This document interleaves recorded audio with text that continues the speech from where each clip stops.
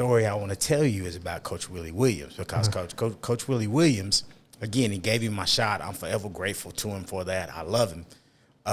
He was actually the head coach that year. Yeah. And so, but there was one time in practice before that, you know, we had this young man, and he just constantly stayed in trouble. But, you know, he never made it on the field. He was ineligible. And one day I just saw him in the coach's office, and I said, Coach, why do you keep dealing with this kid when you know he's not going to do right? You know he acts up. He's constantly in trouble. He's in school. He's in ISS, blah, blah, blah. I said, why are we still dealing with this? You say Coach Williams or Coach Williams. Okay. Coach Williams. He looked me in my eyes, and I swear to God, I remember like it was yesterday. He said, Brad, if he's at practice, we know where he's at.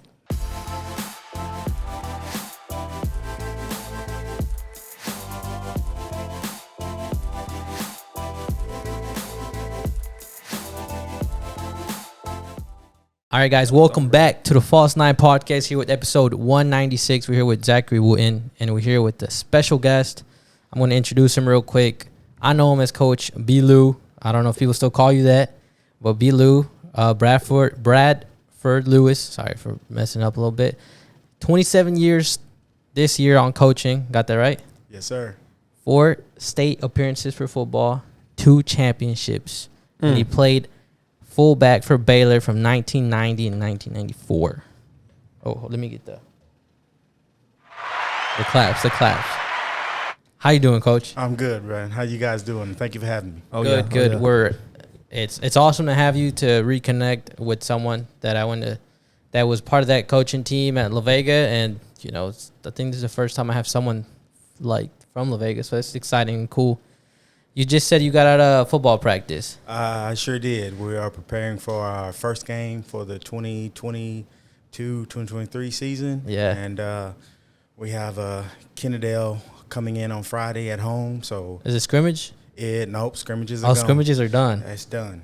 First game of the year, 0 week, Friday. Wow, in 2 days. That's exciting. So how'd you guys do in the scrimmage? We did okay in the scrimmage. Yeah. We have a very, very talented team. But they're extremely young, and so you know, we're going to have to put a lot of young kids out there and let them kind of learn the speed or the pace of the game on Friday night. Yeah, and you know, hopefully by the time district comes, we'll be rolling and be ready to go. That's awesome. I guess I'll give a little bit of background here. I went to La Vega I graduated in 2016. Part of that crazy run that La Vega had that year, and I kind of just want to know like your perspective on that whole ride to the final and how it was for you as a coach. I'm not sure how many years you were coaching already, but if you're saying 27, I'm sure you were with Coach Williams for a while, right? Yeah, Coach Williams was the first person out of college that just really gave me an opportunity to try to be a coach. You know, I mean, he had knew of my name from college, and he hired me as a junior high coach. So I immediately started with junior high. Oh, wow. And that started with washing laundry on Saturdays, paying your dues, you know, watching film, doing all of the dirty work that junior high coaches do.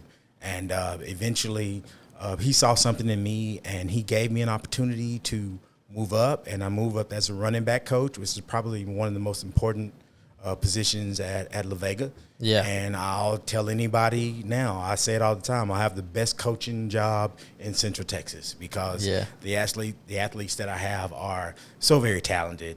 And it's not really about coaching athletic ability there. It's just, you know, it's basically coaching behavior, teaching the team concept, and just making sure when the guys get their opportunity that they're able to perform and just play the best of their ability. Yeah. So when 2015 came, like, I don't know if you can remember or how much you remember from that year, but starting off that season, like, right now you're saying guys are young, very talented. That year, I don't know if you can remember kind of like what you felt towards the team. Like, okay, we're young or we're experienced, or what was your thoughts on that? Oh, I'll be honest with you, Alvaro. I didn't really know what we had until it was the playoffs, and I think we played China Spring at McLean? At McLean. That game was crazy. Yeah, it was wild. It was one of the most fan field venues I've ever seen at that night. Yeah. And so it was a great game. We won the game. And I remember going into the locker room. So I'm looking at one of the other coaches, and I asked the coach, and I was like, Coach, are we really that good? I'm being dead serious. Yeah. I'm like, and he looked at me and he said, Coach, we're pretty good. Yeah. So we knew that year when you guys were playing that if we made it past China Spring that night, and it was just a magical night. It was incredible. Yeah. We knew that if we made it through China Spring that night, that we really had a legitimate chance to actually win a state championship. Wow. And that's when I started believing. Yeah. Has China Spring always been that good? I know they won just past year, right? Or Yes. They just won last year. Yes. Because I think because I was looking at the rankings today for all of Texas high school football.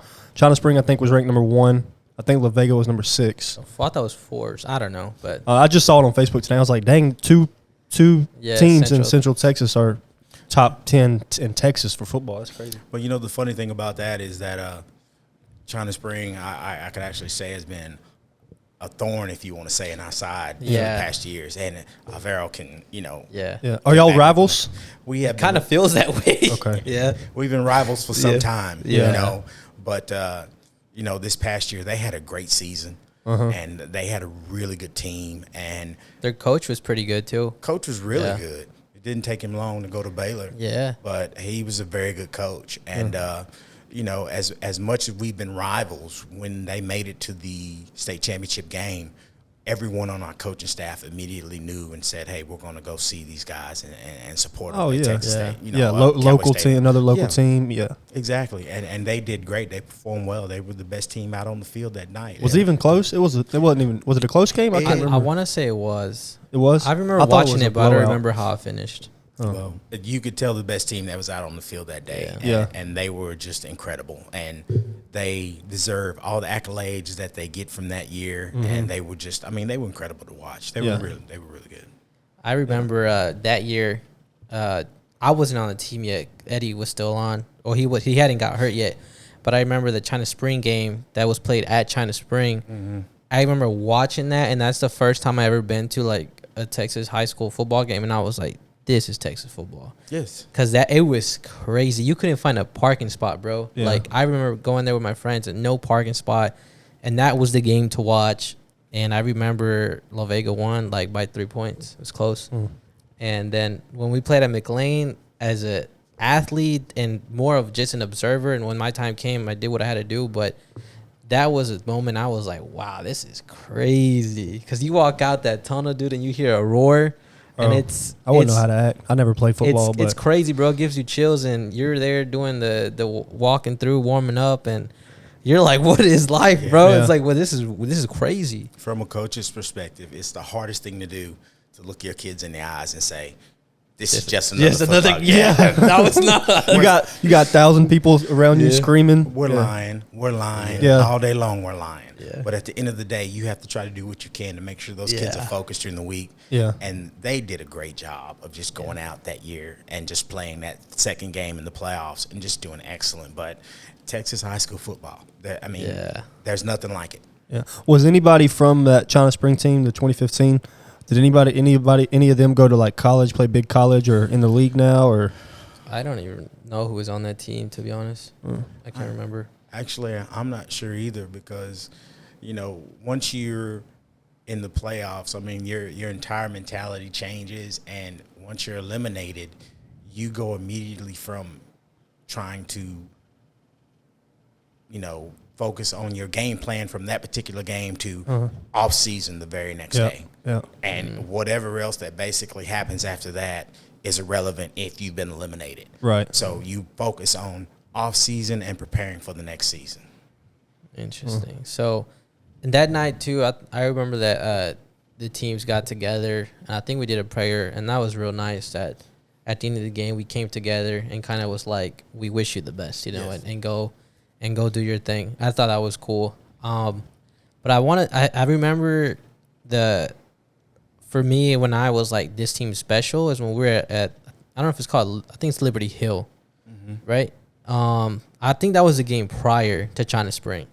But that game, I remember it was like raining. It was so cold. It was nasty, nasty weather.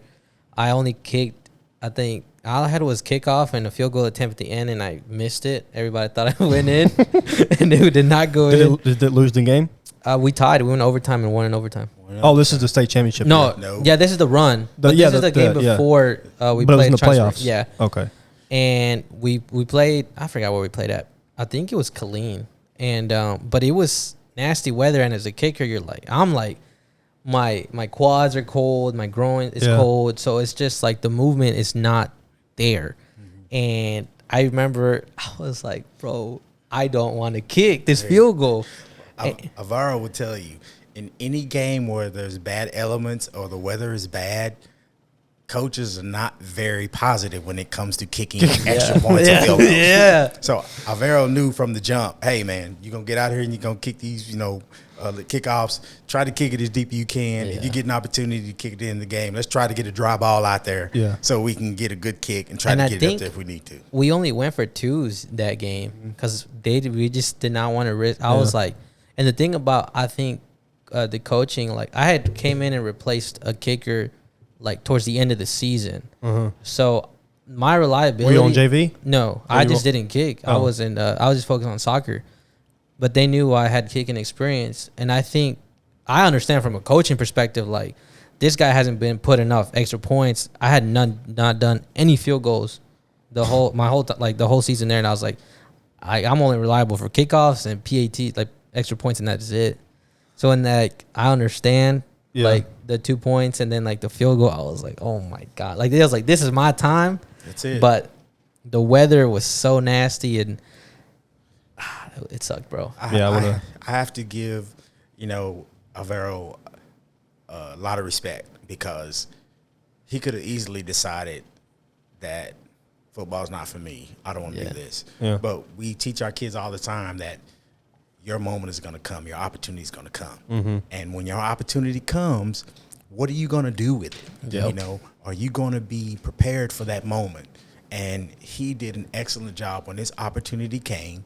He was successful for, our team as a whole. And even though we won in 2015 and he doesn't feel like he may have been a big part of it right now, he was a very big part of it. Yeah.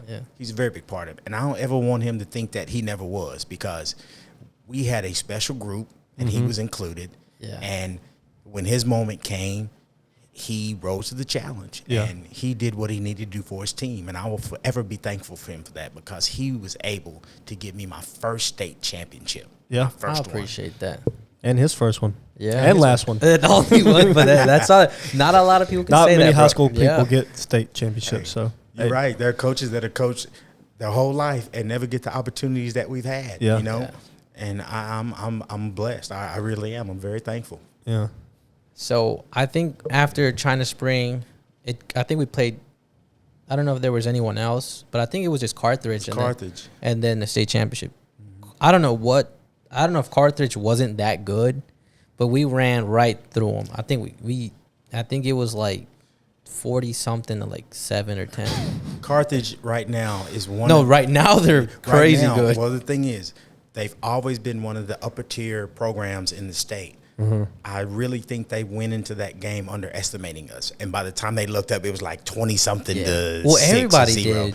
Everyone did. Everybody talked not the positive way about La Vega. No. I remember Coach Hyde read an article during the before the Liberty Hill game, and he said, "This is what people are saying about you." Yep. And I was like, basically saying that we're not ready and blah blah blah, and the team loved that. Yeah.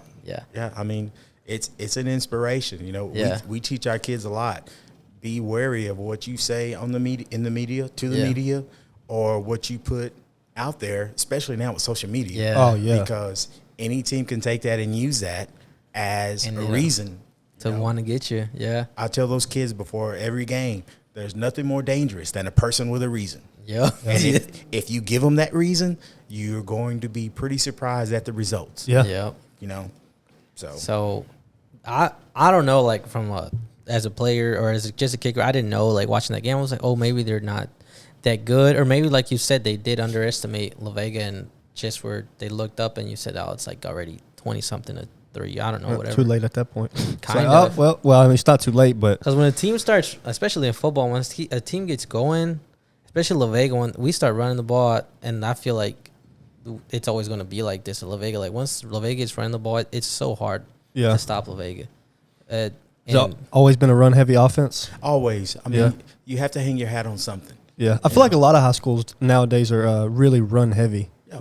Well, I think if you watch professional football and collegiate football, which I absolutely love, the best teams are able to run the ball on the ground because they can manage the clock.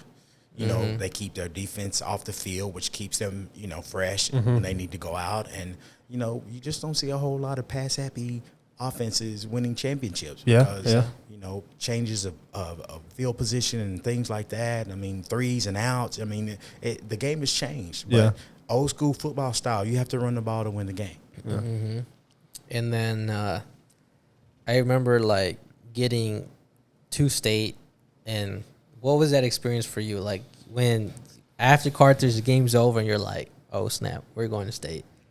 I was just happy. Yeah. I was excited, and I actually knew that it didn't matter what was going to happen.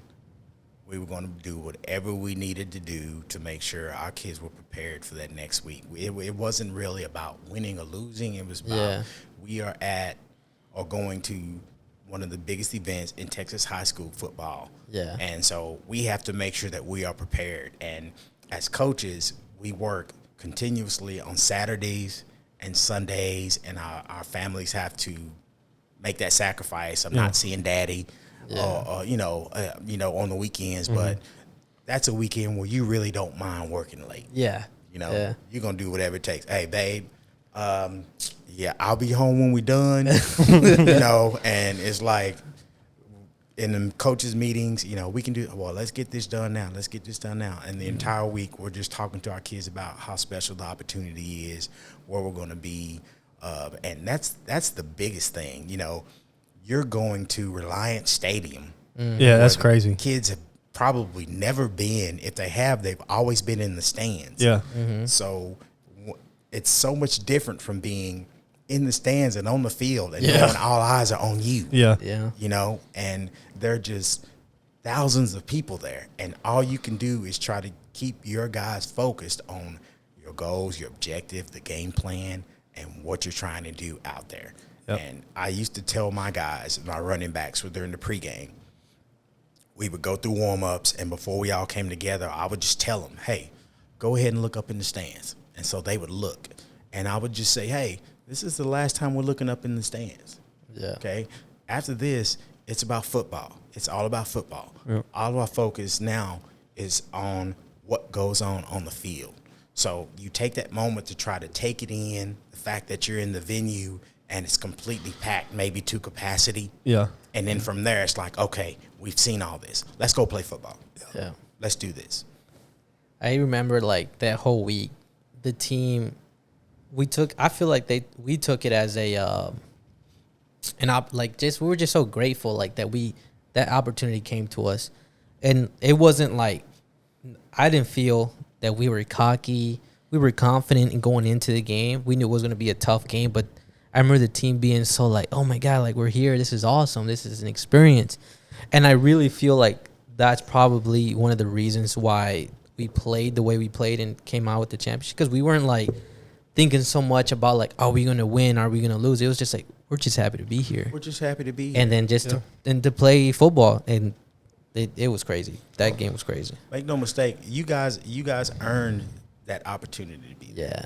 I mean, it was something that you guys put in the work, and it started back in summer workouts this previous season before, the off season, the summer workouts. They were there every day. They're in the weight room. They're working hard. They're putting in the extra practice out on the field. Mm-hmm. So we're in the coach's office, and we'll look through the window, and those guys are out there. Yeah. They're always out there taking kicks, doing whatever. Normally soccer season too. So, I mean, if he was doing that, he was doing that. But at the same time, when it came down to, doing what was needed to be successful as a football team, those guys did it. I mean, the team policed itself. The coaches didn't really have to do a whole lot of discipline as far as that was concerned, or policing players and doing this, because those guys made sure that everyone was held accountable. Yeah. That's how my most of all my friends in high school, they all played football, and it was like a year-long thing. Like a couple of, I played basketball, and a couple of them played basketball with me, but their main focus was always football. And they were so dedicated to being in the gym, and their coaches didn't make them, but encouraged them to take like strength conditioning, like so they were lifting weights during school, and I mean it was like the dedication from them to something. I was not that dedicated to basketball. Basketball was basketball season for me, and then I played summer ball, and that's it. During the other 2 seasons, I'm doing whatever I'm doing, but I feel like football players have a different type of dedication to their sport. The game is evolving. I mean, it just take select baseball. I mean, the kids are playing year round. Oh yeah, that's crazy. Yeah. And there are good things when it pertains to playing year round, and there are not so good things when it pertains to playing year round. Yeah. It's the same thing with football. Just like I mentioned earlier, the Friday or the Saturday we lose our final game and the season ends, that following Monday we're back at work. Yeah. It's not we're going to give you a couple days off to do this or do this. And now if you had another sport, you would participate in another sport. But if you didn't, we're going back to work. Yeah. And before you know it, that time elapses and it passes, and it's time to get back out on the field for the following season. So Did y'all encourage your players to play do track or stuff like that during the off season to kind of keep their body fresh? Of course. Yeah. Now in this time and age, football and track are pretty much, intermingled. Yeah. So a lot of athletes that are trying to be successful in football have to be on the track, and we continuously encourage that. There are a lot of programs in the state of Texas that require their kids to run track. It's not an option. Oh, wow. You have to run track, and it's only going to benefit you if you do that. Plus, it gives you the aspect of going out and competing. Yeah.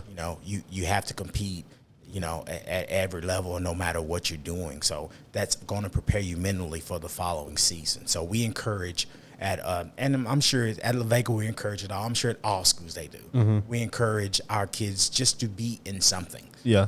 If you're leaving school at 4:30 every day and going home, you could be doing something. Oh, yeah. You can do something to make your program better.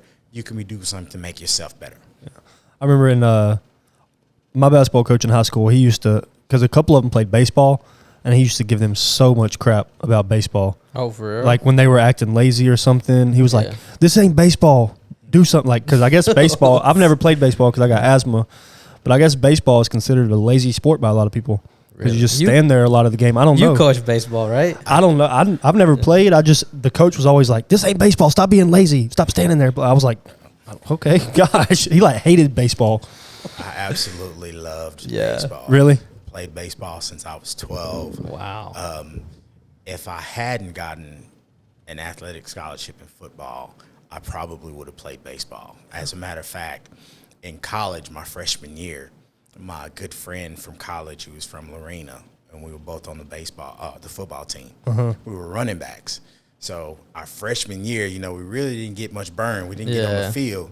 So we said, well, we're going to go to the baseball coach over at Baylor and see if we could, walk on and try for the team. So we went and spoke with him, but once we found out how much work he had to do in the off season for football, it was kind of hard to juggle between the two. Oh, wow. So, especially in college. Oh, yes. Oh, yeah. Yeah. So we were kind of like, no, I think we were just going to stick with the spring football and try to, because basically your scholarship is in football. Yeah. So you have to commit a certain amount of time to football. That's right. And any extra time you have, if you're going to try to do that, you're going to try to be out there on the baseball field. As much as I absolutely love it. Like Navarro said, I was the baseball coach at La Vega for like 8 years. I loved it. Yeah. I love the game. It's a mental game. I love teaching kids about the game. In my mind, it's fundamental work, but a lot of baseball is situational, experiences. Knowing what to do when the ball comes to you. If the ball's coming to you and you got a guy here, what are you doing? Yeah. Every day that I was the coach, the first day we went over bunt coverages. Bunt coverage? Oh, okay. They thought I was crazy. Yeah, see, I don't know any of that. I don't know. Bunt. Oh, when you bunt? Yeah, but coverages, I was like, oh. Small ball. Yeah. Okay. Small ball. Yeah, I played t-ball, but after that, my baseball season during my really bad asthma season, so I never touched baseball. Yeah, they looked at me like I was crazy. We didn't pick up a bat on the first day. We didn't do any of that. We went over bunt coverages. Oh, because I used to hate those practices in basketball. No balls. Working on D, I'm like, It's a smart man's game. Yeah. Hey, if that ball's bunted here, know your rotations, know where you're supposed to be, know where you're going, know your situations, the whole nine. And every year I was the baseball coach, I did that, and they thought I was crazy. And you know what? In times and games, it would work. Yeah. Nice. You know. That's nice. So now a little bit back to the state game. So did you know? I didn't know who or what Argyle had. Did you know how good they were? We knew that Argyle was a successful program. Yeah. And they always have been. They still are.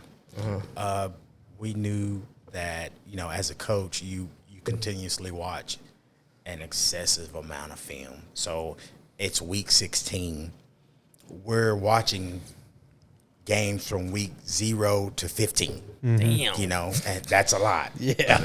And, the defensive coaches are making, defensive cards, drawing up how they're going to line up. So by the end of the week, you've got all these defensive, fronts that they're in and all this, and you're working on every single one, Yeah. And they were just a talented team. We were at that year, we were a lot more talented. I felt like we had more athletes, but they were so fundamentally sound. So a lot of times when you have two teams and a team that's athletically gifted and you have a team that's so fundamentally sound, that team that's fundamentally sound normally ends up being victorious because they know the fundamentals. When things go wrong, they know stick to the game plan. So we spent a lot of time that week saying, hey, this is our game plan. This is what we're doing. This is what we want to do. If we see this, we're going to do this. If they do this, we're going to do this. And it just turned into just a game of wills and who wanted more and who made more plays. And that's what football's about. Yeah. Which team makes more plays and which team does not turn the ball over as much as the other team. Yeah. I remember so many things from that game, but I remember one instance where, I don't know if you remember, but I went out there to do a extra point and it got blocked. And then I bet that's so defeating. bro, look, hold on. We had just scored. You got to hear this. Yeah. Oh, so you do remember. We had just scored and we're up by like 3 we're up by 2. We're up by 2. We're up by 2 now. If I make it, we're up by 3. They have to score a field goal to tie. To tie, right? So, I kick it, and it gets. I don't know what happened. I don't know if I forgot who was holding. I don't know if I think it was Parrish. And we had leakage on the left side of the. Yeah. So, and I seen him, coach. I seen him. Yeah. And I wanted to call a timeout, but I was just like, whatever. He's not gonna make it in time. And I seen the guy, and I was like, there should be somebody there. Like he's just wide open. Yeah, he's just a straight shot. And I was like, and then, anyways, they snap it. It gets blocked. Boom. I kick it, and I look up, and the ball's not. I see people in my face. So I'm like, and I just turn around, and I see this Parrish hauling ass, and I'm like, oh damn. And so, and in my head, I was like, if they go and get this, how many points do they get? Is it 2 or? It's 2. They get 2. They get 2. So if they return it, and I don't know, I'm pretty sure you guys are like WTF at the moment. This was in the championship game. Yes, bro. Ooh. And this was seconds on the clock. Oh. Yeah, we had ran the ball from literally the 15 all the way down to their end. That was a beautiful run. It was a great drive by Coach Williams. Yeah, it really we was. literally, I think there was 5 minutes on the clock. Ran it all the way down, got it down to 14, 13 seconds, and then when it was my time to kick, I think there were 6 seconds, and then, and then we stopped them a little bit past around the half field away, and I remember I was like, that could have been bad. Yeah, that would have been. Yeah, they would have tied the game, and they were going to get the ball back. And then you got to think that momentum shift might have been they needed to take them. All they needed was to get close enough to do a field goal because they had a pretty good kicker too. Yeah, they had a great kicker. Uh-huh. I mean, I think he was a Division I. Being Division I signee. During pregame, the kid was kicking from 60-something yards. It was indoor, inside. And he was just nailing them. And I'm sitting there looking, you know, as coaches, your arms are crossed and you're looking and you're saying to yourself, oh, my God. I hope they don't got to kick a last second field And in goal. my head, so I was did they like, miss? Did they? Well, they didn't. We tackled them, and then I remember I forgot what coach. I think it was Coach Williams or Coach Hyde. He goes, "I need you to kick it and let it bounce right in front of him." Mm-hmm. And I said, "I really effed that up. I have to make it up." And I remember I did it so perfectly, bro. I kicked that ball, and these are where my soccer skills come from. I literally bounced right in front of him, and it knocked out like 2 seconds. They caught it. They tried to run a trick play. They threw it across, and then we stopped them. And they got to run one more play. And it was like Hail Mary. They tried a Hail Mary. You know, at that time, you're saying, "Hey, everyone back." Yeah, everybody back up. You know, but what Alvera is saying is when he kicked it and the guy blocked it, it was a scoop and score on the other side. So the kid just immediately picks it up and he takes off. Yeah. Well, the only person that's there to try to get this kid is a holder. And so our holder just takes off. Granted, this was a Division I athlete. He was a 4.3 kid. So he runs after the kid, and he's crossing the 50 the other way. If it were not for him, they would have scored the 2-point conversion. Yeah. So he goes and just runs this kid down, and basically almost rather than tackling the kid, he slows the kid down so pursuit comes and tackles him. Uh-huh. Yeah, because I remember he slowed him down. I got a hand on him. Anthony Davis got a hand on him, and we all took him down. But I remember Parrish was the first one there. And yeah, if it wasn't for him. Could you imagine how that guy felt, though? The guy that was running back? I felt like. I bet he felt like so defeated, bro. No, I mean, I'm pretty sure he felt like a hero, like, oh, I'm going to get this. Well, yeah, until he got taken down. And then he's like, oh. Yeah, but that was, and then the moment, I just remember the moment, as soon as that ball hit the ground, everybody just stormed the field. And it was like, it was a wild experience. And probably for you guys, what was that experience like? As soon as you know the game's over and you're like, oh my God, like we just won the championship. You know what? You spend at that moment, of course you're excited. Mm-hmm. And, you know, I shed a tear or two, but that's the moment when you think about all of the practice that you had to put in. Mm-hmm. Yeah. All of the late practices, all of the weekend practices, you know, the fact that when you think about the sacrifices that your family had to make about not seeing dad at home, you know, daddy's constantly at work, doing this, doing that. It all comes back to you and it kind of hits you like a brick. Yeah. It's like a brick right upside the head. And, you know, out of all the stuff that we did, you know, we finally did it. We finally made it, you know. Yeah. And it was our first one, which is why I just said, I mean, the first one in 2015 is always going to be special because that's the first one, you know. Was that La Vega's first one too? That was La Vega's first one. Oh, so it was a big deal. Mm-hmm. Hey, you don't know how to act. You don't know where to stand. Yeah. You know, you're just like, whoa, happy, right? Don't know what to do with your hands. Yeah. And I saw a previous podcast a couple days ago where he mentioned that. Oh, the party? Yeah. So I'm not going to get into what you were trying to do. Yeah. But I mean, he was right. I mean, we're in Houston. We stop at Golden Corral. We eat, and we're on the way home. We're all fat full. We're sleeping. And all of a sudden, we go over the bridge to get to the school, and the lights are on. There are just people everywhere. Yeah. You know, and again, you don't know how to act. I mean, what do? It's your first one. Yeah. You know, you're very, you know, humbled. You're very thankful, but you're shaking hands. You're hugging folks. And, I mean, it was an amazing experience. Yeah. But it's like with that being the first one, it's the most special, you know, because like I mentioned earlier, there are a lot of coaches, good coaches, that spend their entire career and their entire life trying to chase something that we were able to do in 2015. Yeah. And, you know, you just want to be thankful for the fact that you had good kids, you know, like Alvaro and all those guys that he played with. We had great kids. Yeah. And any coach will tell you, any coach is only as good as his kids are. Yep. We had good kids, which made us good coaches. Yeah. You know, at the end of the day. I also want to bring up a time before the game started that day. Coach Hyde was talking to us, and I remember he said this thing like, no matter what happens in the game, don't let this like define who you are. Yep. And I'm never gonna forget that because I was like, he's like, no matter, he's like, we're gonna go up this. He said, we're gonna go up this hill. And, like, it doesn't mean, like, this is it for y'all. Like, a lot of you guys are going to go out and play football after this. A lot of you guys are going to go and do other things. He's like, enjoy this moment, and no matter what happens, be thankful. And that was such a nice moment and a nice thing that he said, because I was like, I feel like as a team, it kind of took a lot of weight off their shoulders and was like, let's just be very happy to be here and being in that locker room and walking through the tunnel and all that. That was an awesome experience, and I'm so happy that and grateful for that speech that he had said before the game. Well, you know what? I got a story I want to tell you, but before I do that, I need to tell you about my head football coach, Don Hyde. Yeah. He is one of the most genuine people I have ever been around in my life. Yeah. And he will bend over backwards for any of his players or any kid in our high school.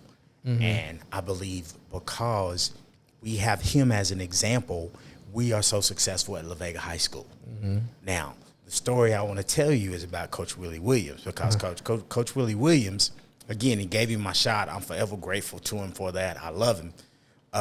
He was actually the head coach that year. Yeah. And so, but there was one time in practice before that, you know, we had this young man, and he just constantly stayed in trouble.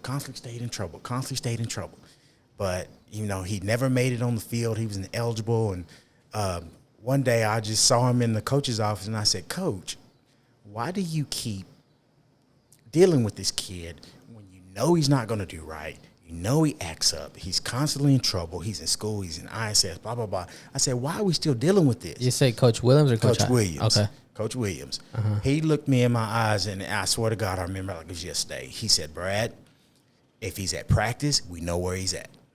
Period. Yeah.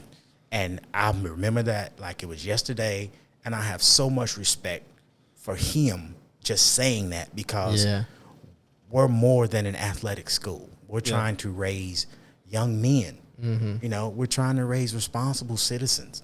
We're trying to raise people that are going to grow up to be fathers or mothers, or however you want to call it, and be responsible. And that carried so much weight with me, because I was a young coach at the time, and I was ready to say, hey, man, you know, you're not going to follow the standard, you know. And he was like, Brad, if he's at practice, we know where he's at. Yeah. And that just hit me as a parent, because I'm like, most parents want to know that their kids are being safe and that their kids are doing what they need to do, and that their kids are being looked over. Yeah. You know, they're being taken care of. And I mean, I have so much love and respect for Coach Williams that you have no idea. And then for a man like Don Hyde to take over for Coach Williams, it was an absolute blessing. Yeah. You know, I mean. Is he still there now? He's still there now. He just got, I seen that he got, it was something to do with the Texas Football Association. Yeah. What was that again? I think, if I remember right, he was awarded on a certain committee. Yeah. Texas High School Football Coaches Association. In the state championship game in the first quarter of the China Spring game, he was given an award for something. I'm not sure where. It seems like every time I turn around, Coach Hyde's getting an award. Oh, wow. You know? And so he made it available to where we could all go down and watch the China Spring game, take a day off from school. Thank you. Hallelujah. Yeah. Take a day off from school, go down and watch the game. And it was funny because we were all sitting together, and you look up, and he's all the way in the corner of his zone. You could barely see him getting his little award. He was like, somebody said, Coach Hyde is over there. I'm like, okay, cool, but we finna talk about what's going on in the second quarter. You know, so Coach Hyde, I mean, it's crazy. You know, when Coach Williams left, you know, I have a lot of friends around here because I was born and raised here. And when Coach Williams left, the question was, what are y'all going to do? What are y'all going to do? I'm like, we good. I said, we got Coach Hyde. Yeah. You know, Coach Hyde has been an individual that has already been in the program for like 10 years. The kids will bite nails completely out of the wall for him.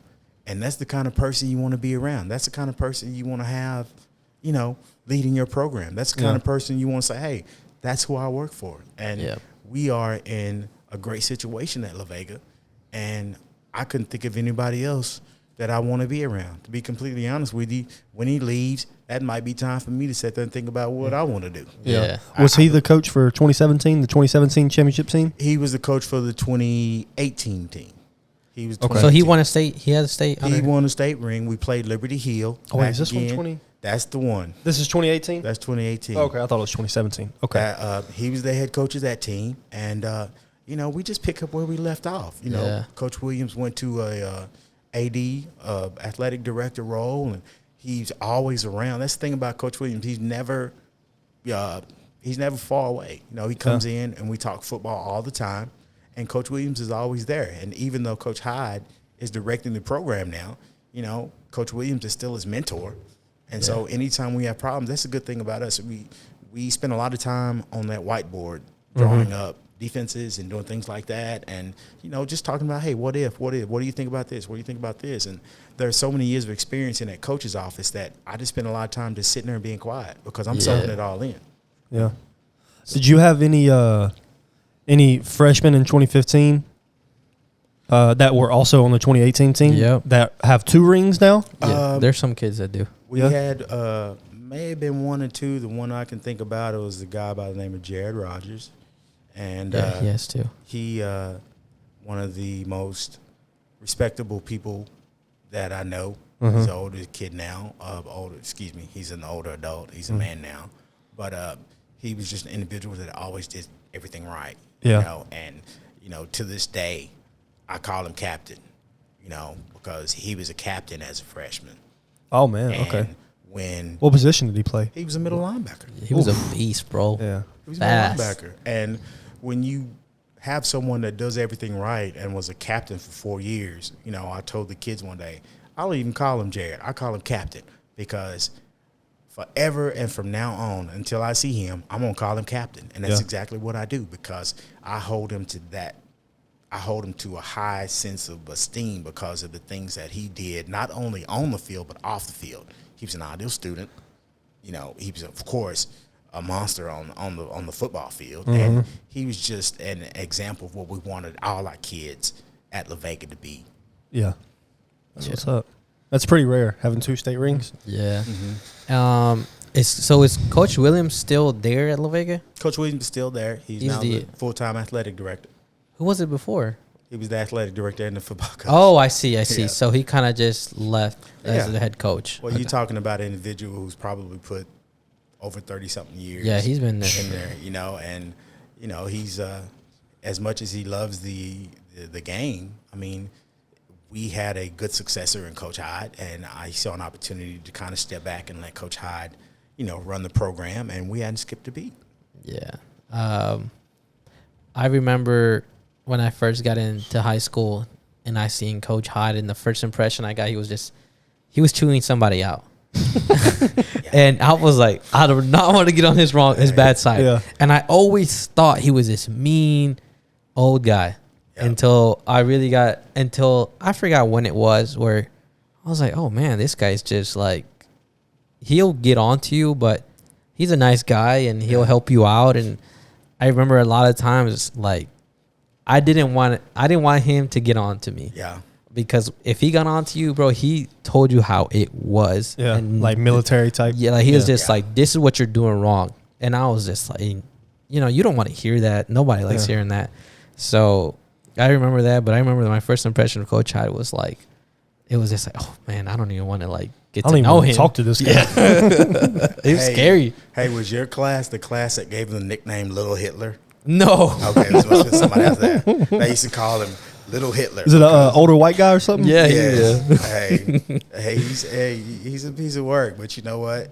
He's gonna make sure that whatever you do it the right way. Yeah. And I can't do anything but respect him for that. I love him to death for that. I'm sure the kids who he's got on to appreciate him in the long run. Like they come back hindsight. To see him. They come back to see him all the time. Yep. They come back all the time. Tough and you love. know what? You find out, or he'll make some comments or something. You find out that there may be a kid that may have graduated and may have been on had a hardship or something, and you come to find out that Coach Hyde helped him out. You know, even after they graduated. Yeah. You know, and it's like, that's the type of person I want to be around. Yeah, for sure. So let's backtrack to kind of your football career and how did you end up at Baylor? I kind of want to know about that. Well, I grew up in Waco, born and raised. What high school did you go to? Okay. Okay, let's get into some stuff here. I was in Waco ISD, went to Tennyson Junior High, and after Tennyson was the year they decided to merge and make the 9th grade center. So, ninth grade center. All 9th graders, brother. It was a campus with all 9th graders from Waco. Crazy. That would be hectic. Yeah. That's wild. So I went there to the 9th grade center that year, and it just so happened that year at the 9th grade center, Waco High had one of the best teams in the state that year. Uh-huh. Oh, And man. they had a, how do you put it? They had a situation where an ineligible kid was either playing and had been ineligible, something like that. It was a mess. So they were immediately removed from the playoffs, I believe. So, Waco High? The whole team? Wow. No, I mean, yeah. Oh, my. So that year, my dad saw everything that was going down there, and we had been playing baseball at Lake Air Little League Park. And so we got to meet a whole new, brand of people and this, and this. So some of the people that me and my brother were playing with, they all went to this private school in Waco. It's called Waco Christian. So after that summer, they asked my dad if he was willing to take me and my brothers and send us over to Waco Christian. So my dad asked us and said we would go. Well, at that time, I was already friends with most of the people that were there. So me and my brothers go to Waco Christian and private school, TAPS. Yeah. And I start out on the offensive line. So I was on the offensive line at the 9th grade center. So I started out on the offensive line at this private school. No big deal. I just wanted to play. Yeah. So I'll never forget it. I told these kids this story last year about opportunities, right? Yeah. I'm blocking on the offensive line at this private school. We run a toss sweep. The back that was running at that time, somehow either the ball hit his hands and he dropped it or he fumbled. So the ball's sitting right there by my legs as a guard. Yeah. Yes, sir. I picked it up and ran for about 30 yards. The very next week, I was just running back. Yep. And It's like, that kid's in the wrong spot. Hey. Running back. I was running back. And Oh, wow. the rest is history. Really? So, yep. That's insane. So we went there, and I was there for 2.5 years. My senior year there, we went undefeated, 13-0, I believe, and won a state championship. Oh, nice. I was offensive MVP for TAPS, all of TAPS that year, and ended up earning an athletic scholarship to Baylor University. Really? How? So you were at the Waco Christian for your whole high school career? 2.5 years. 2.5. So where were you? But you graduated from there. I graduated from there. So you were at the 9th grade center. 9th grade center for a year, and then did you graduate early? No, I believe so. I was at the 9th grade center that year, and then after the 9th grade center at Waco Christian. So what's that? 2 years? It's three. 3. Yeah, 2.5, okay. something like that. Okay. I was a little confused. Oh, too. yeah. I was like, what did you, yeah. Okay. So is TAPS like the private league or private division? TAPS is like a private school division that basically has nothing to do with UIL. Okay. Yeah. Now, Is it harder to get a scholarship when you're private school? Yes. Because you don't have as much eyes on you, right? Yes. Yeah. And some people think that the level of competition is not comparable to UIL, but Okay. we did play some smaller 1A, 2A schools, in the area, and then we played a TAPS, district, and so, But I was blessed to receive an athletic scholarship there. Yeah, to Full Baylor scholarship. especially. That's a pretty prestigious To school. Baylor. So yeah. Yeah. How?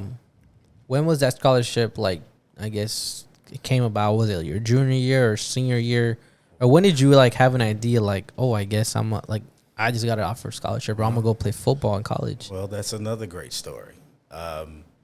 It was actually my senior year, and it was basically a month after signing day. So A month after signing. yes, because like a lot of kids, and I don't share my stories a lot because I don't think the kids relate. I was studying for the ACT, and the ACT is a test that you have to take to get into college, right? So, so it was in baseball season, and we have a game, and we're playing, and my mom shows up. She's at the game, so she shows up to the game, and I'm in the dugout, and I look over at her, and she's holding this piece of paper, and she's jumping up and down, just screaming, right? So I'm like, what in the world's wrong with mama? So she had my ACT scores, and I had qualified that day from the test that I took. I qualified to To basically basically get Division I scholarship. Oh, So wow. I that happened basically on a Saturday, something like that. And then the following Monday, I received my athletic scholarship to Baylor University. Did you expect that? I kind of did. Wasn't sure. I mean, at that age, you know, you just want to play. You know, kids nowadays worry about how many offers they have. Yeah. You know, I don't have this. I don't have this. I just knew that I just wanted to play. And at that time, we were playing baseball, and we were trying to win a state championship in baseball. You know, so things fell into place. You know, I got the scholarship. They had this big ceremony at my school, you know, and it was great. It was a blessing. My mom and dad were just so proud. Yeah. And I wouldn't change it for the world. You know, I had to put in the hard work. There were late nights of studying the ACT, and I cried, but my dad, he kept his foot on my neck, and I thank him so much for that, just for making that happen, because I was able to kind of do something that I never thought about. I never thought about playing football anywhere Division I. You know? Big school too. Baylor's, I'm a Waco kid. I didn't think about all that. You know, I was very fortunate. Were you the only player on your team to get a Division I scholarship? That year I was, but again, That's crazy, bro. I had 3 brothers that were there, so I got the opportunity to play with my younger brother under me, and then we had a baby brother. So I guess I gotta say the names. My younger brother under me, his name's Tyrone. Okay. He went to Waco Christian. We won a championship together. Nice. Oh, that's awesome. I left and graduated, and then he took his team to the state baseball championship. Oh, wow. And tabs. Well, he got drafted out of high school. Oh, wow. Way. By the Los Angeles Dodgers in the 32nd round. And so he leaves just gone to go play baseball. LA, Go play baseball. I bet that's so surreal as a high school kid going straight to the majors. Like that. My mom hated every bit of it. She did not want her baby to leave. She was happy for him. But, you know, he saw an opportunity in that at Waco Christian, we had such good people around us, you know, just great people. I absolutely love that school. It was the best decision we ever made, or my father, you know, ever made for us, because those people got the opportunity not just see us as athletes, but they got to see us as people. Yeah. And so, you know, by the time my brother got drafted, he had about 6 or 7 people that were just looking out for his best interest. And like I said, with him, he just wanted to play baseball. Yeah. So Ty signs a contract, leaves, goes to play baseball. Yeah. You know, Is he still playing? No, he's. Oh, well, that'd be. It's been a while. Yeah, I was gonna say, never mind. That's been a while. Yeah. You know,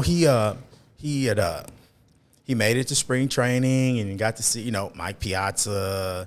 You know, I'm Darryl Strawberry. Yeah. You know, he's there, but you know, of course, he's a younger cat, but he's there trying to put in work. And I think he made it to AA in Bakersfield. 2 shoulder surgeries later. You know, I mean, the dream was basically done for him. But he achieved so much. And, you know, I looked up to him so much. Just saying you got drafted is. Yeah, that's a big deal. You know, even though I was at Baylor, you know, my little brother is here, you know, sending me Oakleys. Yeah. You know, I'm like, I kind of want to be you. I kind of want to, and here I am sitting in class. I'm like, I'm stuck in class, and he's out there playing baseball. But, I mean, that's my little brother. I love him very much, and I was really happy with the things he got to do. So, you know, he got the opportunity to do that, and, you know, it's not, I mean, everyone, you know, dream does not, you know, doesn't carry on for everyone. It didn't carry on for me. So have you ever sat down? Because I always wondered this about like people who take a different path. Has he ever talked to you, or you ever asked him about, like, do you ever think what it would have been like if you would have played a few years in college and then got drafted? Like maybe you would have went lottery, or maybe, you know, the shoulder surgeries, maybe that wouldn't have happened. Like, is there any kind of what ifs with him? Like, if he would have went to college instead of going straight to the pros? Well, he had an opportunity to go to MCC and play baseball. Okay. But I think he made that decision, and it was the best decision for him, that he wanted to immediately just go and just see what it was like, go tackle it. I mean, go chase his dream. And I admire him from that. You know, you went to go chase your dream. You know, you can't do that. Sometimes, you know, it's better for you to go to college, but hey. Did he have any offers like for big schools? Well, you know what? At that time, MCC had a very successful baseball coach. Oh, okay. And he was pretty much kind of coming in and swooping up most of the local talent. And he immediately came after my brother. And my brother was, he was very excited about it. And then you look up and, he's drafted. And then he's like, well, this is my chance to go. How does that happen? Like, I think you have to put your name in to get drafted. And then do you get notified like, hey, you're going to be in the draft or? Bro, I honestly can't tell you. I don't even know. Like I said, I was in school. Yeah. Oh, okay. I was in school. I wonder if they're like, hey, you just got drafted, right? Well, I think you have to declare yourself for the draft, and then you hope that you get drafted. But you might not. And then I guess he got the call, hey, you're getting drafted. I bet. Well, I wouldn't even know how to take that call. What a lot of people don't know is a lot of times there are scouts at baseball games. So if a scout comes to a baseball game and they see a kid that they like or they're interested in, then that's how things get started. So, at that time, he was one of the better baseball players in the area. And again, he took his team to the state championship. Yeah. And they had a very great team. They had some good kids on that team. Oh, wow. So I think that kind of set the stage for them or him being on our radar. And I think the rest was history. Yeah. What position was he? Everywhere. Everywhere? Nice. All of them? Yeah. And that's the cool thing about high school. If you're good at something, you usually play multiple positions on any given sport. Yeah, that's pretty cool. And I had a baby brother. His name was Anson, and he would be in 5th or 6th grade out there at a baseball practice with us at high school practice. Oh wow! Running down balls in the outfield. Oh yeah. He's the only kid I ever saw in a T-ball game put the ball on the tee and hit the ball over the fence. Oh damn! I'm not talking about inside the park home run. I'm talking about just out of there. Wow. Over the fence. I bet they were like, "This kid can't play. This he's got to go. He can't play little league or T-ball." Some Karens get really upset.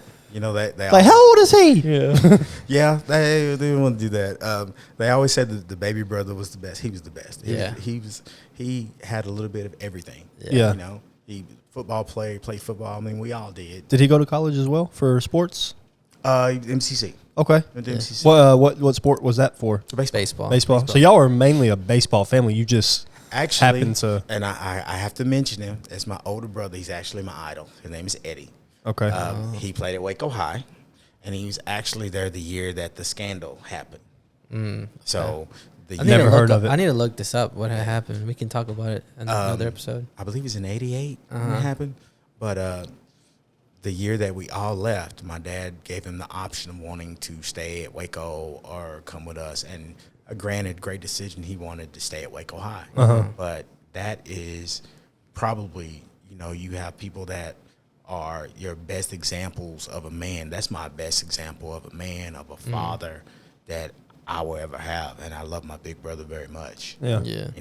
But he came and he supported me and my other brothers at every game. He was at every single game, and it just meant so much to me having him there to support, me and my other brothers, because he could have easily went off and just did his own thing, but he didn't. Every Friday night, he was there supporting us, and I love him dearly for that. That's cool. That's very cool. So then you're at Baylor now, and like you said freshman year, you weren't seeing a lot of play time, and kind of what was your experience in college and I mean, you were still in Waco. So how was that like? I was still in Waco, but granted, I was on the other side of town, meeting a whole bunch of new faces, and the different types of folks. Oh yeah. And it was good for me because anytime I wanted to taste the home, I could just drive down Valley Mills and go. But I was a little naive when I first got there. I wanted to get on the field, but you have to learn to wait your turn. When you're in college, because there are guys that are ahead of you, and there may be some guys that may be better than you or something like that. So you want to get faster. You want to get stronger. Yeah. You want to make sure you know the playbook. You want to make sure that everything's right. So when your opportunity arises, you take advantage of it. So that's basically it. I redshirted my freshman year, and then one of my best friends from high school was actually my very best friend. He was on the team also. Oh, that's pretty cool. Yeah, we came from the same school, and he was on the team also. And he actually did get redshirted because he was a deep snapper. So he actually got to play his true freshman year, and I was sitting at home watching him on TV. And I was just so proud of him. But at the same time, you really want to be there. You want to do that. So I redshirted my I want to interrupt you real quick. You said you were proud of him. You never felt like that envy or jealousy? Because I know sometimes when you get older and you see people go out and maybe they are playing or they're on TV and you're at home and you're like, man, I'm really better than him though. Or because some people that kind of gets to them, and necessarily you don't want to, but you know what I mean? I could have thought that, but my best friend was a deep snapper. Yeah. I didn't deep snap. I was a fullback. I was a running back. I was a blocking back. So there's really no reason for me to have animosity towards him because he got the opportunity to actually, go to the University of Nebraska and play in front of, thousands and thousands of people. And all I could do was just wish him the best. And I'll be here in Waco when you get home.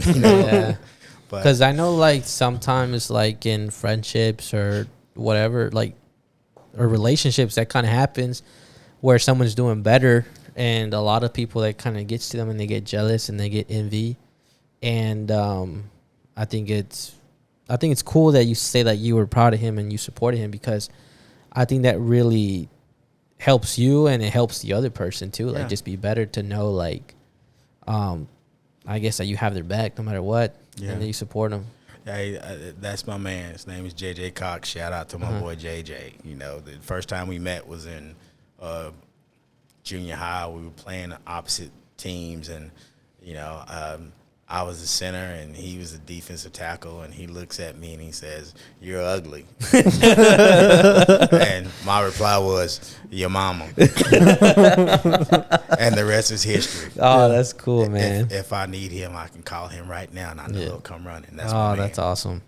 But that's cool that you say that, because like I said, especially now with social media and people maybe, wanting a little bit of attention here and there. And I think it's cool that you can say, like what you just said, that you supported him. And then I guess after that, how did things go? Like, you didn't play freshman year, and then you started playing like. I didn't play freshman year. Spent another off season and summer in the weight room, getting stronger, getting faster. And any person that's playing, trying to make a football team will tell you, you make it on special teams. That's your window, that's your door. Really? Yeah. Whether you want to get on kickoff team, kickoff return, whatever, that's your way to get on the field. And I made it on kickoff return. Nice. And I was able to do that. And then offensively, they put a little package in for me where I would be in the backfield and probably run certain plays, and I ended up doing well. And, from there, it just kind of blossomed, But special teams was my avenue. It was my way to get onto the field. And, we preached that to all of our kids at LV. Hey, special teams is your way to get on the field. I mean, it's a start. I mean, no one's ever going to come in and just immediately go to quarterback, immediately go to wide receiver. You have to pay your dues. And when you got there, did you kind of notice a difference in play, like the speed or intensity, or these guys are stronger, bigger, faster? It's incredible because my first year I ran scout team. So I had to spend a lot of my time doing what you say, running for my life. Yeah. You have a couple All-Americans on the other side of the ball on defense, and I'm scout team on offense. Yeah. And, I only knew one speed, and that was to play hard, whether I was going up in there blocking or whether I was running the ball. And there were a lot of days, those older cats, and I love them to death. They took care of me while I was there. They would always say, "Man, why are you playing so hard? Why are you playing so hard?" And after a while, they just knew, hey, Elu's going to go hard. Yeah. So if you come up in there, you better come. And they respected me for that. Okay, cool. And to this day, they tell stories, about, you remember when you had to go up in there and you hit so-and-so? I'm like, yeah, I remember. That's the way I made a name for myself. Yeah. It got me on the field. Yeah. Did you play with any big names that went to Baylor that year, or that like the time you were there? Offensively or defensively? Either. Okay. Well, you probably know more of the names probably offensively. I know. I will in yeah. football. Well, let's see. Wow. Defensively, there was a guy by the name of Santana Dotson. Played with the Green Bay Packers. another guy was a good friend of mine. His name was Daryl Gardner. He was the first-round draft pick by the Miami Dolphins. Jimmy Johnson's first year at the Miami Dolphins. He was the first-round draft pick. My roommate, my sophomore, junior, and senior year, his name was Fred Miller. He was an offensive tackle. Nice. He won a Super Bowl with the St. Louis Rams. The greatest show on turf. Wow. He was the right tackle. That was my room dog. Shout out to Fred Miller. And just a bunch of guys that I actually played with. You know, they're, just trying to make a way, just trying to make a name for yourself. One of the people that really took me in as I was young, at that time he was ranked the number 1 running back, I believe, in the nation. His name was Robert Strait. He was from Cuero. Wow. So he was an absolute beast. He used to just take me fishing after practice. Really? Bro, we would go fishing after practice, man. That's what he did. So we'd get out of practice and go run to a fishing hole. And next thing you know, we're throwing lines. It's 8 or 9 o'clock. We'd have missed the mess, the cafeteria and all that. Yeah.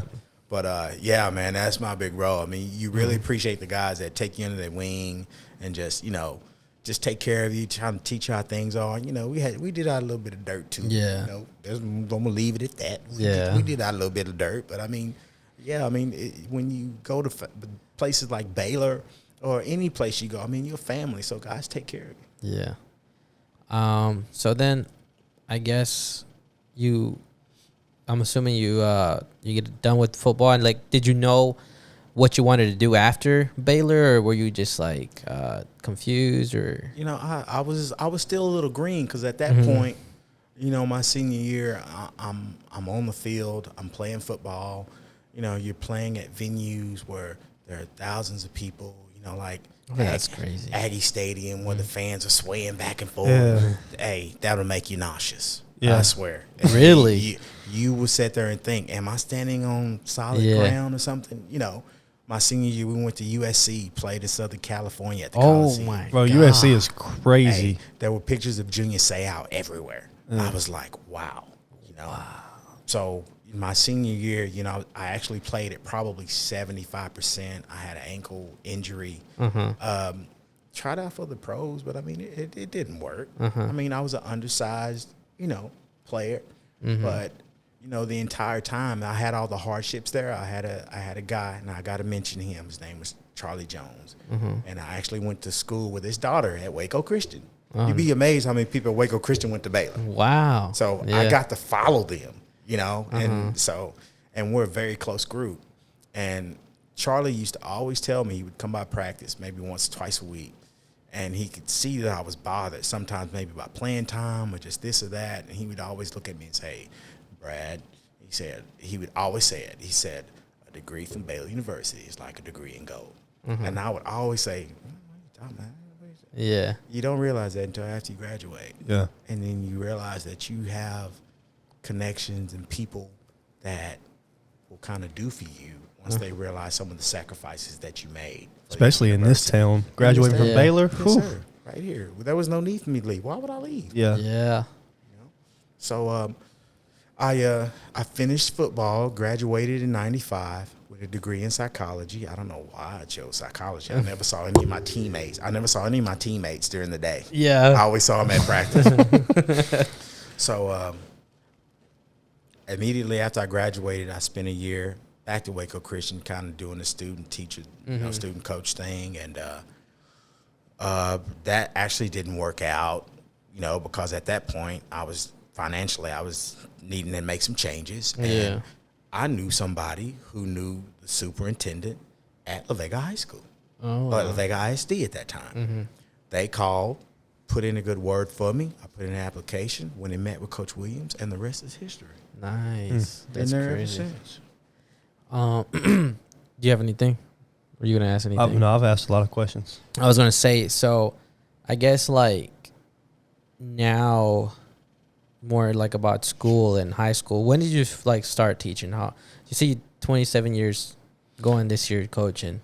So have you been in a school environment since then? I've been at La Vega since then in a school environment. I taught at the alternative school. I was at the alternative school for 10 years, and I think once you got there, I've been kind of moved up to varsity and then helping varsity then, and just been there ever since, you know. So, because I did want to ask, like, kind of how have you seen like school itself change from the time like you started to now, especially with like the school shootings and. Well, I was gonna get there, but I wanted to first start off with like phones and technology. From a technology perspective, it's drastically changed as educators what we do to try to educate our kids. It's changed so much that now we're trying to implement cell phones into the curriculum and lesson plans. You know, because just to be brutally honest, it's a battle we're going to lose. Yeah. So why not try to implement it into the things that we're trying to do, so not only can the students still have the phones, but they can also be allowed to use them. Does that make sense? Yeah, yeah. Because we're going to fight a losing. I mean, honestly, keep it 100. We're going to fight a losing battle with the cell phones. Yeah. Oh yeah. You know, and in classes, we kind of have to be smart on how we manage these classes as far as cell phones are concerned, because students nowadays will just literally get up and walk out of class when it pertains to the cell phone. Really? Wow. Right. Yeah. But a lot of, I'm sure a lot of has changed. I feel like, I don't know, but I feel like, you know, the younger people coming in, I feel like they're more rebellious, or maybe feel like they have a authority, or you can't tell me this, or you can't tell, I don't know. I kind of want to know your perspective on that a little bit. In a world where we're trying to teach kids to have a voice, it's kind of hard to manage or put a hold on that pertaining to certain issues, you know, and we just have to find other avenues and other ways to try to get around those things.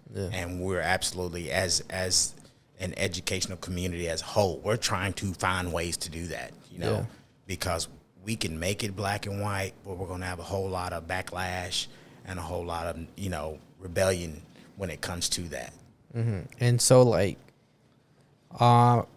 we've talked about this story. I'm not going to mention any names, but there was a time where we had this athlete that, you know, something happened and they got into some trouble. I don't know. And, I mean, right now they're they're in, I don't know where they're at, but they're locked up. I think you know who I'm talking about.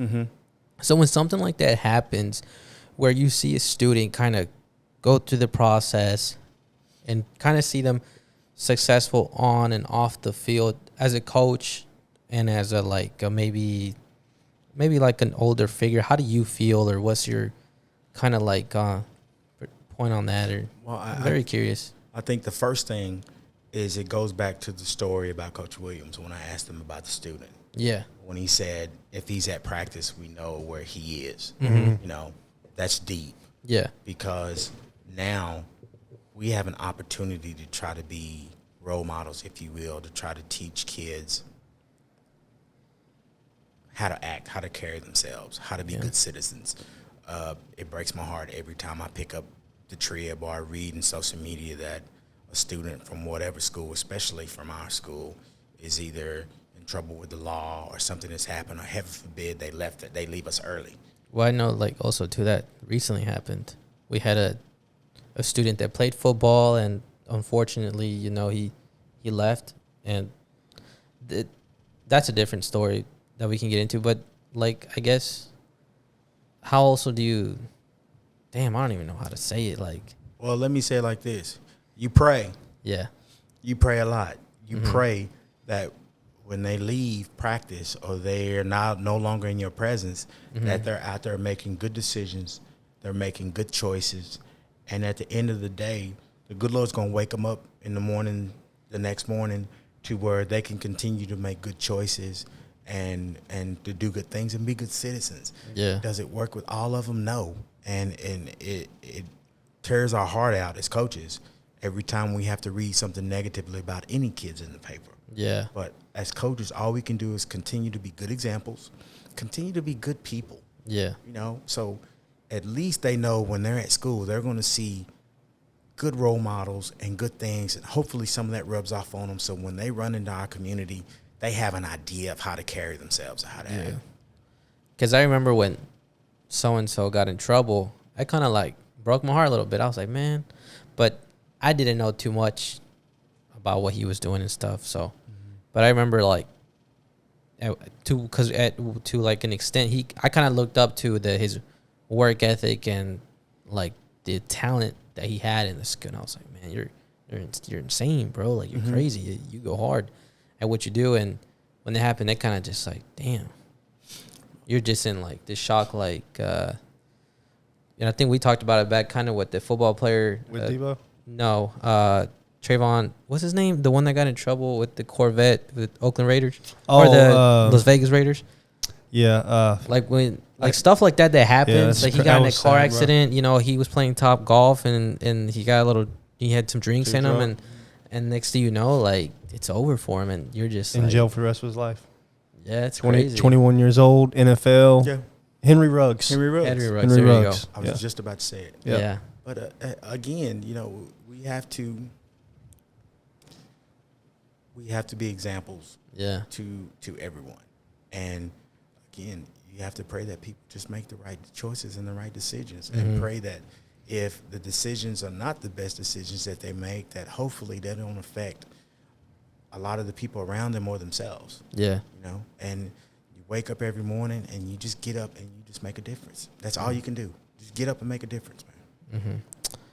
And now with school starting again and also like now it's 2 years since COVID kind of like it happened, that shift. And how has that changed for school and football? Like that had COVID happen and bro, COVID changed the game. I know. So I'm kind of curious on because of COVID, we weren't sure if we were actually going to have a season that year. Yeah. And you know, there was some protocols that was put in by a superintendent, and granted, they needed to be done where we were literally, you know, wiping down weights in the weight room, weight bars. We were spraying continuously the locker rooms. You know, just everything was getting sprayed with bleach and water just to try to ensure that we have a season. You know, the worst thing is being out there on the field with a mask on. Ooh. What? You know, bro, hey. Did that happen? Yes. That's so bad for you, bro. Hey, yes, it happened. Hey, as coaches, we had to be out there with masks on.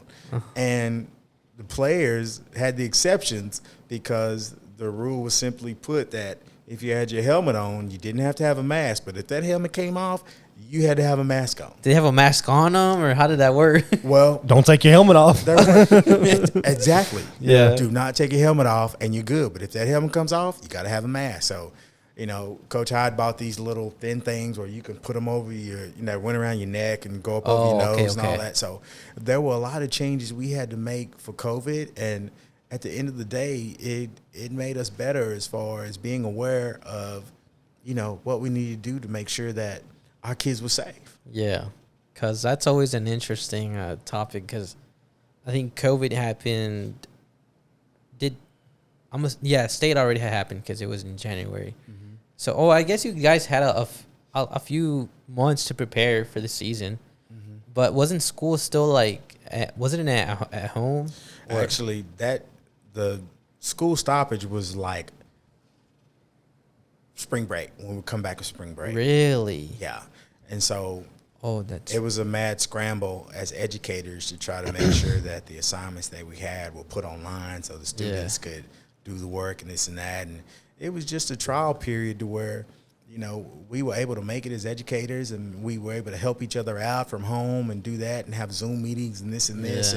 And like I said, there's something good to come out of everything, because that enabled us to prepare in case the situation ever arose its head again or happened again, to where we had to do this. Well, we're more prepared now as far as putting out assignments for these kids so they can do them at home and do things like that. And, you know, I mean, you have to make the most out of every situation the best.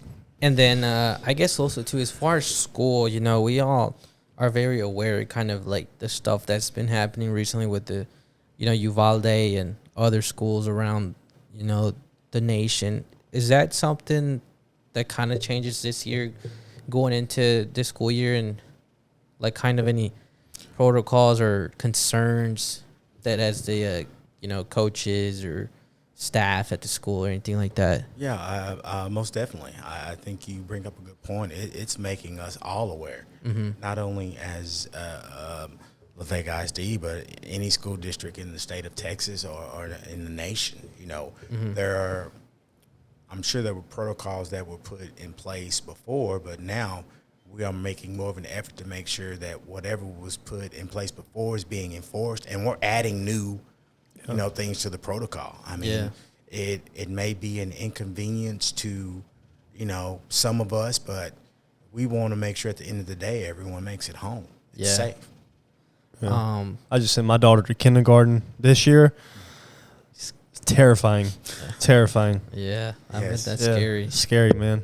Because you don't think people, like, have it in them to do that or would do something like that, but then you hear about stuff like Uvalde, and that's like, what, a couple hours away? You're like, bro, you never know. You know? It can happen anywhere. And, we as educators, as adults, we have to be a little bit more aware of our surroundings and what's going on. And I'll say this, in the past, we probably may not have been, but we are now. We are being, I don't want to say forced, but we're being strongly encouraged to be aware of our surroundings. Yeah. And what's going on, and make sure our kids are safe. Yeah. That's good. I guess, what was the other thing? I think that's kind of like getting now towards the end of the podcast. I don't know if there's anything you want to bring up or say or ask. No, I've asked. Anytime I have a question, I've asked it. So I think I've pretty much asked everything. Yeah. I want to ask you something completely random. All right. And this is, about you. About me? Not about you, but something you kind of... Anyways, the question is... 2 questions. Do you... Both about me? Just hold on. Okay. Do you think that the moon landing was real? The moon landing? Yeah. Can I be completely honest? Yeah. I don't pay attention to any of that stuff. I'm too busy trying to do lesson plans and make sure the next day is planned out. He's a teacher, bro. He has to teach the moon landing. You can't ask him if the moon landing is real or fake, bro. Oh, okay. It's not, but I was going to also say, like, if you believe the earth is flat or round. I believe it's round. You believe it's round? I believe it's round. Okay. He has to, bro. He's a teacher. Yes, I do. So what are you most excited about this year for anything as far as school, like for the football team? What are your biggest things you're looking forward to? I'm just looking forward to seeing another group of young men go out and try to be the best that they could possibly be. After 27 years, I mean, it's kind of redundant. It's all the same, but you really want to see the group that is now taking a part or is going to take the field on Friday. Yeah. You want to see those guys be successful. And sometimes being successful doesn't necessarily mean winning ball games. Yeah. It means being better people, learning from your mistakes, being good citizens. I can't stress that enough. We want to raise people that are going to function in our society and do positive things. And if being on a football team and playing on Friday nights is a part of it or is a start, let's go. Yeah. So I'm looking forward to that. Just looking forward to just being around my coaches and seeing the Friday night lights and the fans and, being in the classrooms with the kids and all the different personalities, some of them crazy, some of them maybe not so crazy, some of them questionable, that's what you look forward to. Yeah. And, the thing I wanted to ask was, like, have you seen other sports been played in besides Texas? Because I did want to ask you, like, because I feel like Texas football is pretty, it's talked about and it's pretty, it's a big deal, And I kind of want to ask, too, like, have you seen other states play football or coaches come in and you talk to them like, hey, is Texas football really different? Or? Well, I've seen football played in other states, in Florida, Louisiana, California. No, it's not unusual to get on ESPN once the season starts on a Friday or Saturday. Yeah. Excuse me, and see certain teams that are playing, but across the nation or nationally, there is a great deal of respect for Texas football, and I'm appreciative of that. I enjoy that. I'm thankful for that because, we all put in the work, but with the type of kids that are excelling and doing well in the sport in the state of Texas, it's going to be well respected, and it's going to remain respected. Yeah, because I always hear about it, and I kind of just know Texas football is kind of a big deal. Yeah, and some of the stadiums are college stadiums, and it's crazy. That's crazy. That's cool. Well, anything else? No, I'm just admiring the ring. It's so cool, bro. Well, Coach, I really do appreciate you coming on. Great conversation that we had, and kind of look forward for the season for La Vega and see how you guys do. I'm gonna have to go check maybe homecoming. I go to homecoming game. Yeah, you're gonna have to check us out, yeah. man. You're always welcome. Anytime you want to come, you don't need an invitation. Yeah, you just come and come see us and just be a part of the program again. Yeah. Can I give a shout out before I go? Yeah, for sure. Hey, I gotta give a shout out to my wife Stephanie. I gotta give a shout out to my kids, Mijan, Aaliyah, Aaron, and Elijah. Those are my kids. Nice. And I gotta give a shout out to my mom. I should have done that first. She's probably gonna smack me when she finds out I did. And I love you, Mama. And I got my brothers and my grandbaby Mila Grace. Yeah, nice. Yeah, shout out to them. Shout out to them. Anything you want to say before we go? No, thanks for letting me wear your ring. This ain't my ring, by the way. Yeah. It's all right. Anytime. Well, it was an honor, Coach. Again, 4 state appearances, 2 Texas State championships, played linebacker at Baylor, 27th season. Running back. What did I say? Linebacker. I said linebacker? Yeah. I'm sorry. Runner back at Baylor and going into your 27th season now. So I hope you guys do good. Again, thank you. I'll see you guys next week. Make sure you like, share, subscribe, wherever you're listening to or watching. If you're watching, subscribe, like, share. If you're listening, you can leave us a review. So I'll see you guys next week. Peace.